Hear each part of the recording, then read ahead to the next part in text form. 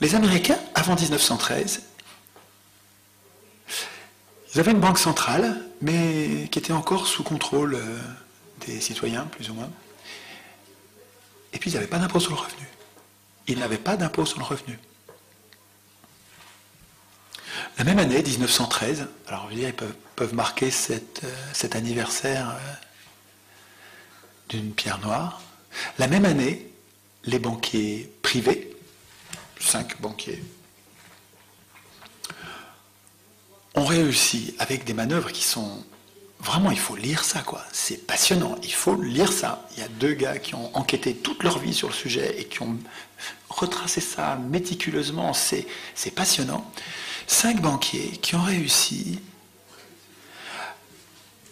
à obtenir que quand l'État américain a besoin d'argent, il n'y a pas de problème. C'est nous, les banquiers privés, qui allons lui donner, qui allons lui prêter, avec un intérêt de 6%. C'est incroyable. C'est génial. C'est génial. Donc, depuis, alors ils n'étaient pas endettés à l'époque, du tout. Les États-Unis n'étaient pas endettés. Aujourd'hui, la Fédérale Réserve, alors ils ont décidé de s'appeler Federal Reserve pour que ça ne sente pas. La banque centrale privée, les Américains ne voulaient pas de banque centrale, ils ne voulaient pas la domination de Wall Street, ils ne voulaient pas, ils savaient que c'était dangereux, ils n'en voulaient pas. Et ils ont fait un truc malin, ils ont dit on va l'appeler Federal Reserve. Mais ils ont gobé ça, ils ont voté ça à Noël à l'arrache, ils se sont fait enfumer. Et alors depuis, la dette ne fait que grimper, mais grimper. Et la même année, ils ont inventé l'impôt sur le revenu. C'est le même président Wilson qui a mis en place les deux. Et l'impôt sur le revenu, écoutez, je ne sais pas si ça a été conçu comme ça, mais on dirait que ça, tout se passe comme si, et c'est comme pareil en France, hein, plus tard, mais pareil en France, tout se passe comme si, premier temps, je commence par endetter l'État à mon endroit, moi banquier, je commence par faire que l'État me doive de l'argent, et ensuite, pour que l'État ait de l'argent, je fabrique un nouvel impôt qui va servir à financer cet argent-là.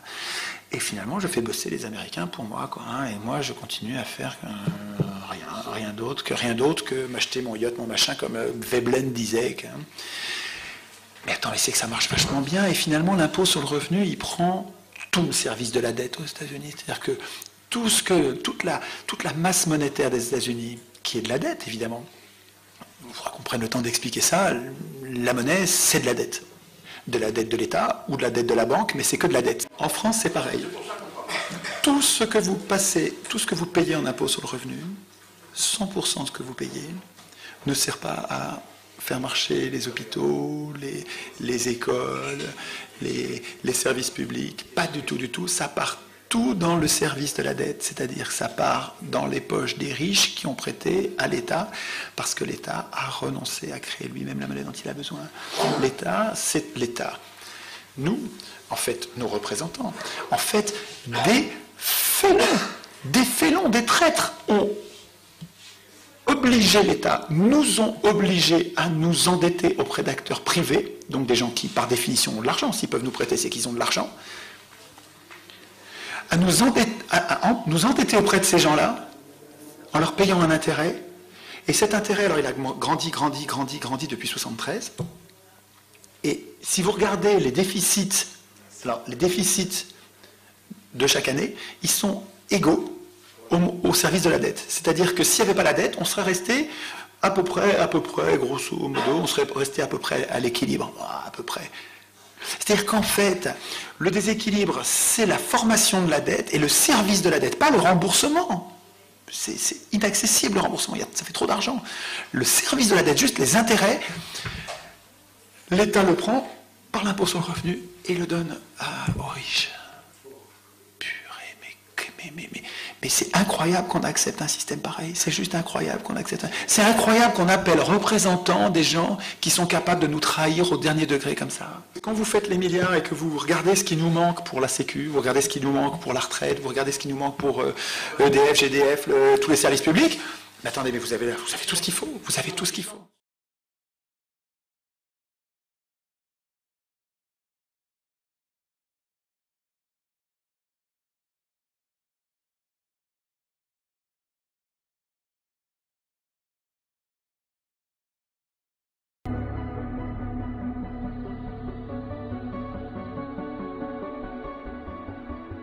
according to some estimates, we cannot track $2.3 trillion in transactions. On September 10, 2001, the day before 9/11, then Secretary of Defense Donald Rumsfeld testified in front of congressmen about $2.3 trillion missing from the Pentagon. In 2015, an Inspector General report came out detailing that that number grew from $2.3 trillion to $6.5 trillion missing from the Pentagon. This money is going into unacknowledged projects. China has built 50 different ghost cities that collectively are built to hold an estimated 64 million inhabitants. The apartment buildings, the roads, all of the infrastructure, all the plumbing, all the electrical, everything you need for a city, and there's nobody there. 50 cities, 64 million people. Now remember, China's gross domestic product is $11.2 trillion.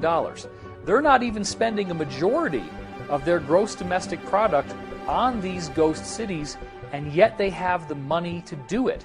It's only cost them a few $trillion.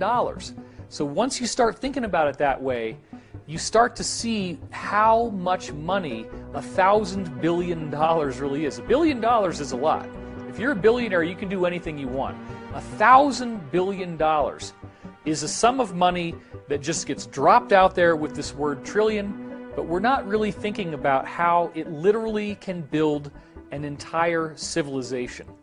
The articles on China's ghost cities refer to it as China's multi-billion-dollar debt, not a debt in the trillions. In fact, in 2016, one estimate that I saw showed that the total estimated debt that China has gone into to build these ghost cities is only $2.5 trillion. Now that's 50 different cities that hold 64 million people, just because they think that as they continue to have a population boom, that they need to have a place where these people can eventually go.